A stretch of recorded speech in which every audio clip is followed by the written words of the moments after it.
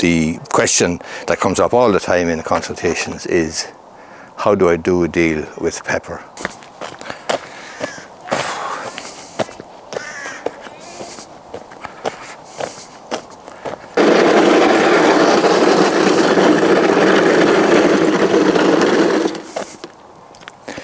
I have regular consultations with people who have debt difficulties, people who have an overhang of debt from the 2006, 7, 8, the Celtic Tiger crash. And the question that comes up all the time in consultations is, how do I do a deal with pepper? Or how do I do a deal with such and such a lender?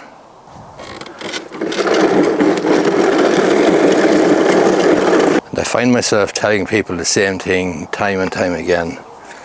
And that is, pepper or any other lender will only do a deal if it's in their interest to do a deal.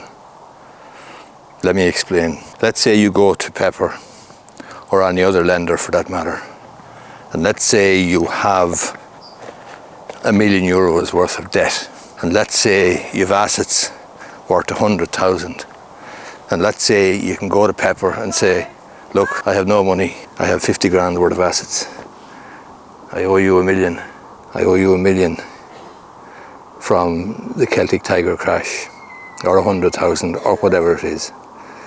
In that situation, the bank is going to take cold, hard, rational look at whether they should take the deal or not. The question is it in the best interest of the bank or not? The likelihood is it is in the best interest of the bank, because there's going to be nothing else for them. In other words, the guy only has 50 grand or 100 grand of assets and he owes the bank $1 million. He'll never be able to pay it. So it makes sense for the bank to recognise the reality and basically do a deal, cut or stick.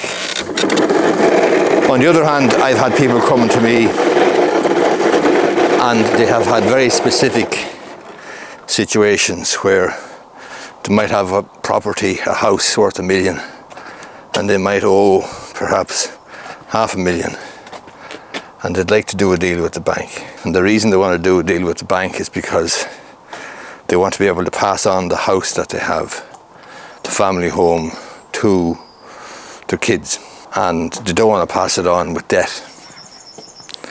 Now you have a situation where the person, the borrower, the debtor, has an asset worth maybe $1 million, and they owe, say, $500,000, and they want to do a deal with Pepper, and they want to offer 250 grand or 300 grand or 400 grand or 100 grand, and they're going to go to Pepper and say, friends and family are giving me a dig out, sons and daughters or brothers and sisters or whoever are going to give me a dig out, and I'm able to get you 150 grand or 200 grand or 300 grand.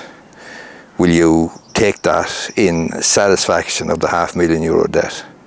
And the bank, of course, won't entertain it. Why would they? Put yourself in the bank's shoes. The bank have an asset, or have the debt charged on an asset worth $1 million. $500,000 is owed. The bank know that if they hang around long enough, and they can hang around long enough, sooner or later they're going to get paid.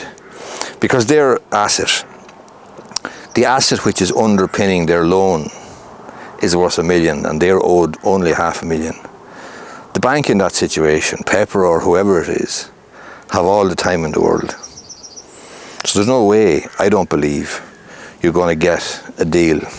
So the bottom line is, if you were thinking about trying to negotiate a deal with a bank, you need to do something that's very, very common sense and very basic. And that is, put yourself in the shoes of the bank.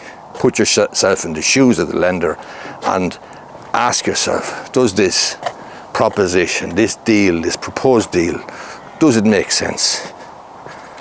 And I have to say to you that if somebody has an asset worth $1 million and they only owe the bank $500,000 and they want to tidy up their affairs before they pass on the property perhaps to kids, later generations, why would any bank go for that? It makes no sense. It's irrational. And banks, whatever else they do, they may take risks. But when it comes to doing deals or writing off debt, they don't behave irrationally. They behave rationally.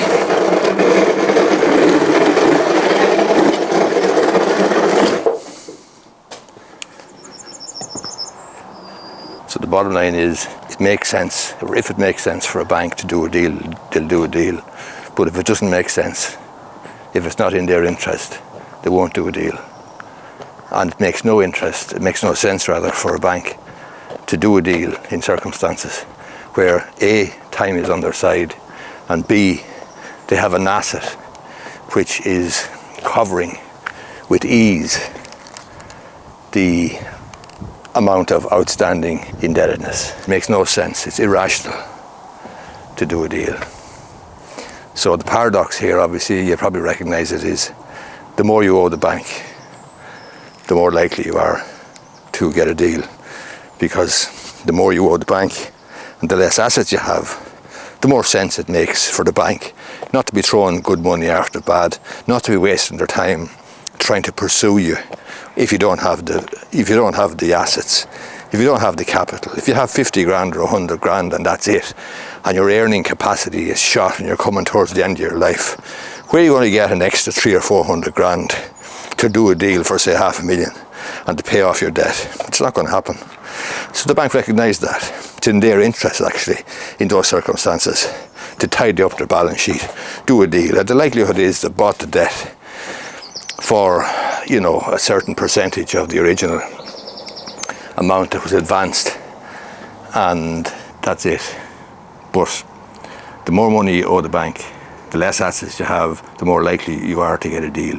If you are asset rich, or if you're cushy enough, or if you are, for some lifestyle choice reason, saying you want to do a deal with Pepper but you want to hold on to the house or hold on to the shop or hold on to the farm, but there's asset cover there for the lender, they're not going to do a deal. Why would they? Makes no sense. Anyway, hope you find this, and as a matter of interest, I'm speaking from personal experience, because the Celtic Tiger wipeout property crash there in 2007, 2008 wiped me out, and I ended up with a lot of debt that I couldn't repay to the bank. But anyway, hope you find the video useful. If you do, I'd appreciate if you hit the thumbs up button down below. Thank you very much.